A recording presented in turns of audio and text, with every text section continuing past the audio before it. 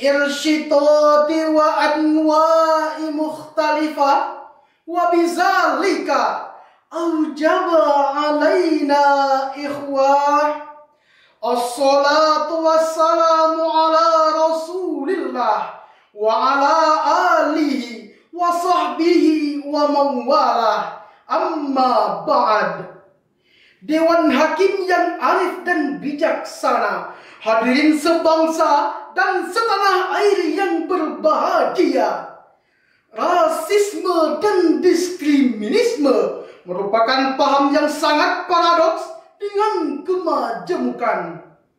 James Monroe dengan doktrinnya American is on America mengatakan bahwa bangsa Amerika lebih baik dari bangsa lain. Benito Mussolini dengan ajaran Italianya menyatakan bahwa bangsanya paling mulia dari bangsa lain. Hirohito dengan fasisme Jepang mencetuskan bahwa bangsanya paling pantas memimpin dunia. Alhasil, paham-paham tersebut tidak menghargai kemajemukan. Samuel Eto'o, seorang mantan pesepak bola yang berasal dari Kamerun, ikut menjadi salah satu korban rasisme.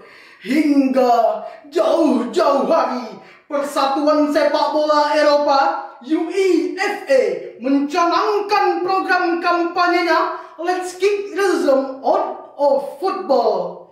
Sedangkan di Indonesia, hadirin, kita diingatkan dengan kerusuhan Mei 1998 yang mana menjadi sasaran utamanya adalah orang-orang Tionghoa yang menjadikan ancaman bagi dunia internasional. Masyarakat secara umum tidak menganggapnya sebagai suatu tindakan yang biadab, namun banyak yang mengutuk dari luar negeri, negara-negara sahabat, lembaga perserikatan bangsa-bangsa, lembaga hak asasi manusia internasional mengutuk keras rasial Mei 1998. Padahal penghargaan dalam Islam tidaklah berupa ras, suku, ataupun prestise, tetapi penghargaan dalam Islam berupa amal dan prestasi.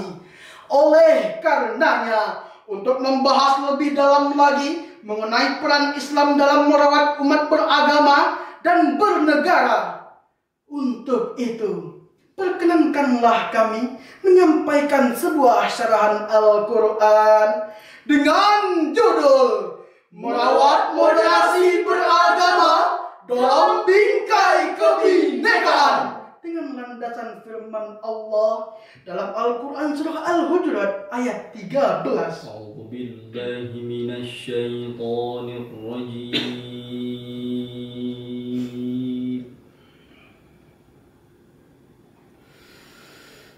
Bismillahirrahmanirrahim.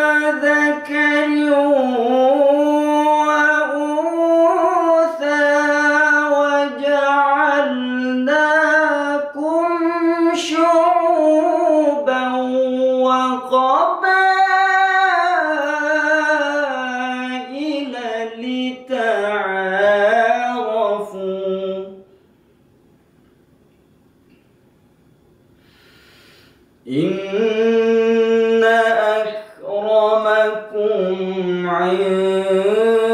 indallahi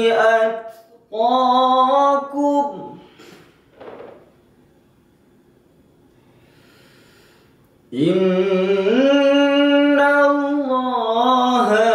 alimun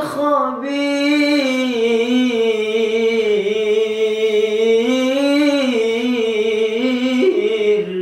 Hamba berlindung kepada Allah dari godaan syaitan yang terkutuk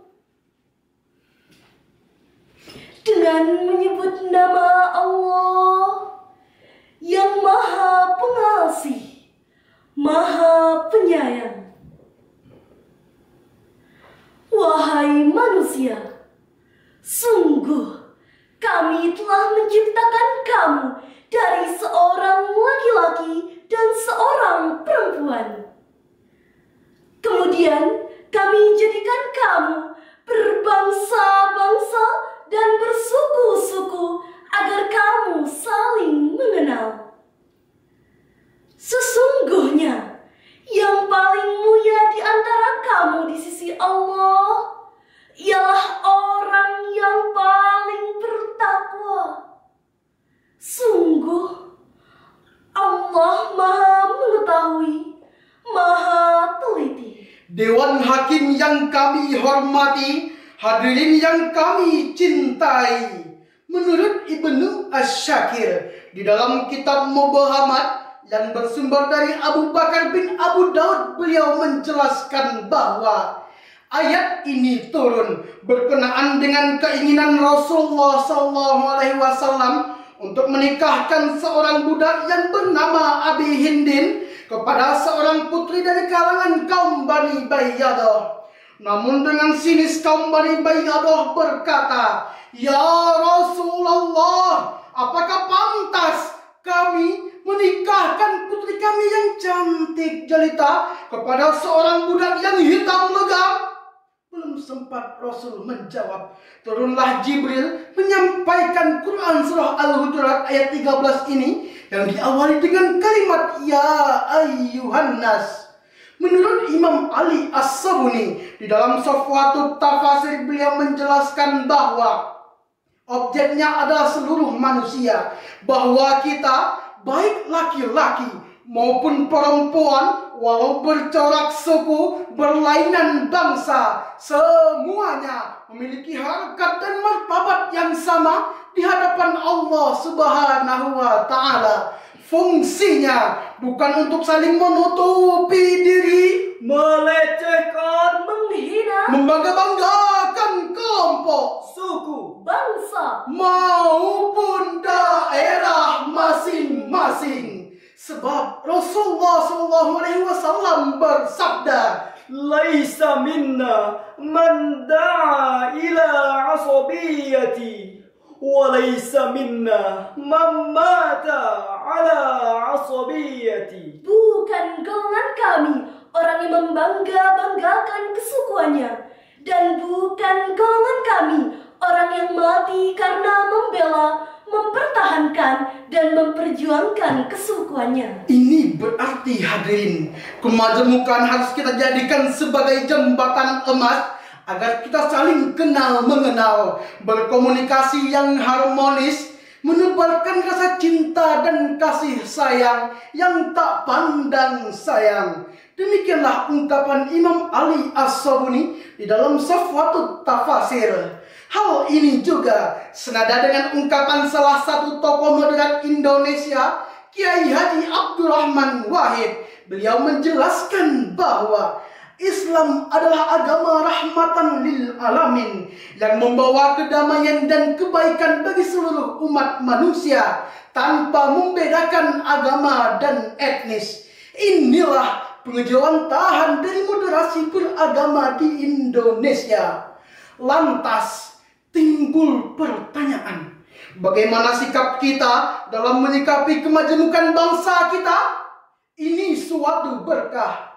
Pertama, sebagai warga negara Indonesia, mari kita rajin ukhuwah Islamiyah di negara kita ini. Meskipun kita berbeda suku, adat istiadat, organisasi dan partai pilihan, Tetapi kalau kita sudah satu akidah, kita tidak boleh saling menghina, memfitnah, mengadu domba, apalagi sampai menumpahkan darah.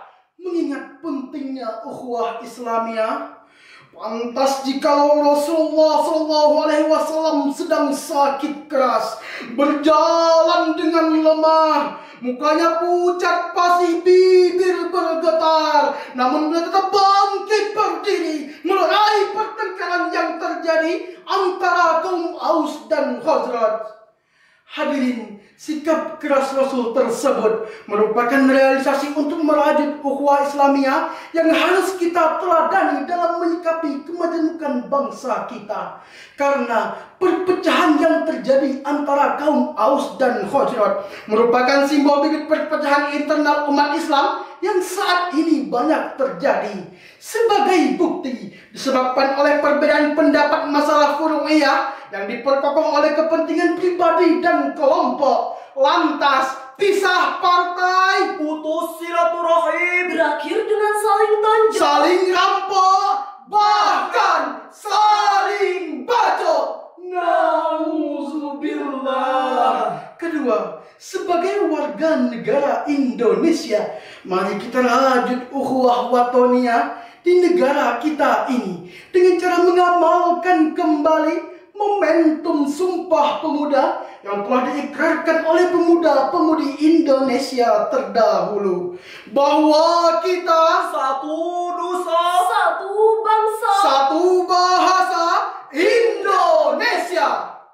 Hadirin wal hadirat rahimakumullah, jikalau langkah-langkah ini telah kita lakukan, mudah-mudahan bangsa kita akan selalu menghargai akan adanya perbedaan, sehingga bangsa kita akan selalu mendapatkan keberkahan dalam menjalankan pembangunan di negara kita ini, sebagaimana yang dijanjikan oleh Allah Subhanahu wa Ta'ala di dalam Al-Quran surah Al-Maidah ayat 9. Wa'adallahu alladhina amanu wa 'amilus salihati lahum maghfiratun wa ajrun 'azim.